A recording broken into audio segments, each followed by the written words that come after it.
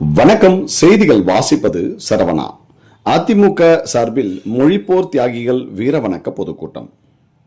வேலூர் மாவட்டம் குடியாத்தத்தில் வேலூர் மாவட்ட மாணவரணி சார்பில் மாணவரணி செயலாளர் ரமேஷ்குமார் தலைமையில் உள்ளிக்கூற்றோடு பகுதியில் தமிழ் மொழிக்காக உயிர் நீத்த மொழிப்போர் தியாகிகள் தினத்தை முன்னிட்டு பொதுக்கூட்டம் நடைபெற்றது. குடியாத்தம் நகர செயலாளர் JKN பழனி, ஒன்றிய செயலாளர்கள் சிவா, வனராஜ், லோகநாதன் ஆகியோர் முன்னிலை வகித்தனர். இதில் சிறப்பு அழைப்பாளர்களாக வேலூர் புறநகர் மாவட்ட செயலாளர் வேலழகன், அனைத்து உலக எம்ஜிஆர் மன்ற தலைவரும் முன்னாள் அமைச்சருமான TKM சின்னையா, செய்தி தொடர்பாளர் சசிரேகா உள்ளிட்டோர் கலந்து கொண்டு வீரவணக்க உரை ஆற்றினர். இதில் மாவட்ட நகர ஒன்றிய நிர்வாகிகள், தொண்டர்கள் ஏராளமானோர் கலந்து கொண்டனர்.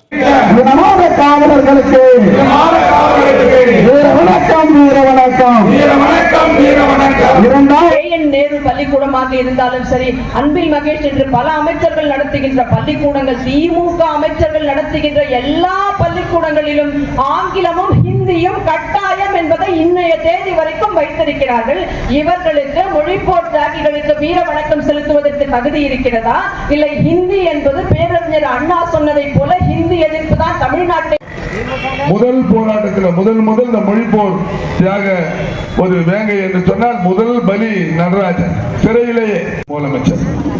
அதற்கு பின்னால தொடர்ந்து கீழ்ப்பாவூர் சின்னசாமி, கோடம்பாக்கம் சிவலிங்கம் மாநகராட்சி ஊழியர் உடம்புல 23ஆம் தேதி கூட்டத்தை பார்த்துட்டு பயந்துட்டாரு.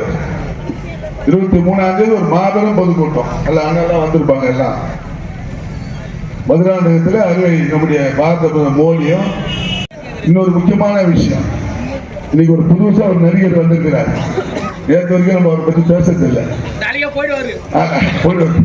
அதாவதுங்க 1972 புரட்சி தலைவர் எம்ஜிஆர் கட்சி